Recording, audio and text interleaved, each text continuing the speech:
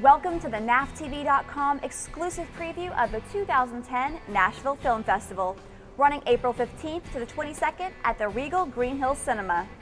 I'm your host, Meredith Weiss, and we are thrilled you have decided to join us for this sneak peek of a few of the documentary features at this year's festival. Our first film is the Tennessee premiere of Clean Flicks. Clean Flicks follows the sanitized movie industry from inception to collapse, starting with Kate Winslet's bare breasts in Titanic and the Mormon culture that didn't want to see them. The film launches into the numerous legal and theoretical debates that led to a DGA lawsuit involving industry titans. The film then tracks the dozen or so stores that defied court order and remained in operation, focusing on the infamous Daniel Thompson, the de facto leader of Utah's edited movie revival.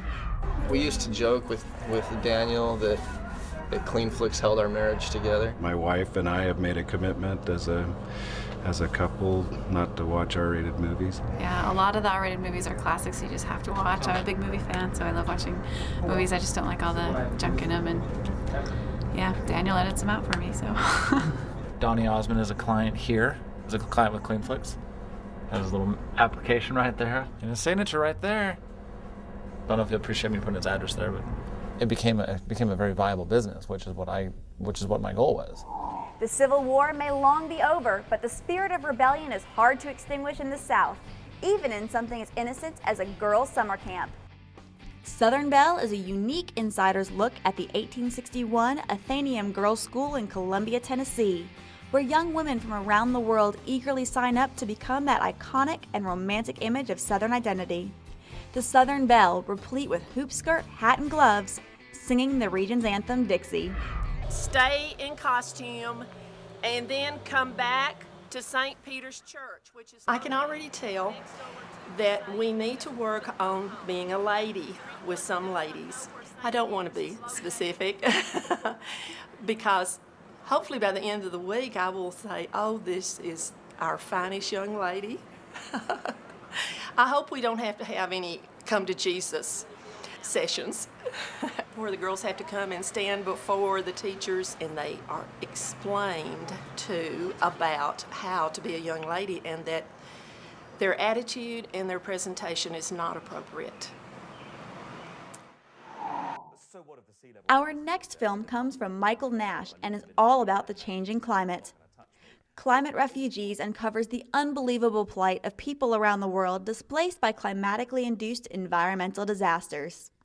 The documentary illuminates the human face of climate change and the collision that civilization now finds itself at between overpopulation, lack of resources, and our changing climate. I think if some of the predictions are true about 50 million people, or God help us, 100 million people coming to the United States from different countries because of climate change, there will be great civil unrest. There'll be shortages of food. There'll be shortages of water. There will be climate wars if that amount of people come here. I worry about the young men and women of America just in the next decade or two who are increasingly going to be called on to wear the uniform of their nation and to represent us in climate conflicts, in climate wars, as they grow and develop around the world. If you've ever been stung by a bee and thought how much better the world would be if bees were extinct, you should definitely check out Queen of the Sun.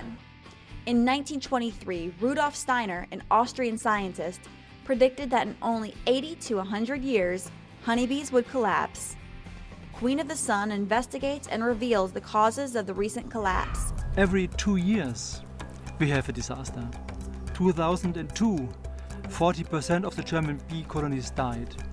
2006, 50% of the bee colonies in America died. The bees are always telling us all kind of things that we have to learn. They're giving us messages, and their crisis is our crisis, definitely. Over 20 weeks, a group of older Puerto Rican women and inner-city youth unite in New York City's oldest community center to create an original play out of the stories of their lives. Weaving together themes of immigration, evolution, aging, and coming of age, Stages offers an intimate portrait of an unlikely ensemble, transformed by the liberating power of their own stories. So, We have two ensembles, one group of young people and one group of people who are 50 years or older. Separately, over the period of 20 weeks, we're gonna make a play and perform them on the same night, side by side. I like to think of this as a kitchen, and we're gonna all bring our own ingredients. We're gonna bring our ideas, our thoughts, our stereotypes, things from our real life, like ingredients from our real lives, and ingredients from our imaginations and our dream life. We're gonna mix it all together until all of that stuff becomes a piece of theater, and then we're gonna perform it in March. And speaking of acting, the final film that we are spotlighting today, Saturday Night, comes from actor turned documentary filmmaker James Franco. With unprecedented access to the behind-the-scenes process of the writers, actors, and producers, James and his crew document what it takes to create one full episode of Saturday Night Live. So the Empire Carpet thing, we wrote up a version of it. Okay. And I was just curious, do you sing? Because right now we have you in the role as the person singing 105, and you're right, it is absolutely 588. How do you interact with the hosts if you've never met them before? Probably want to work with them on the show. I mean, so what are you going to be doing? Oh, well, I think just the more you get to know them as people, the first part of the week, the more comfortable they feel, and the more they'll maybe push it and have fun and go nuts. Eventually, we grind you down to the point where you're something like, like you just you can get as big in the crying stuff as you want to. Thank you for joining us for this exclusive preview of the Documentary Features competition at this year's Nashville Film Festival. For more information on any of these films, plus everything you need to know about this year's festival, including showtimes and ticket information, please visit NashvilleFilmFestival.org.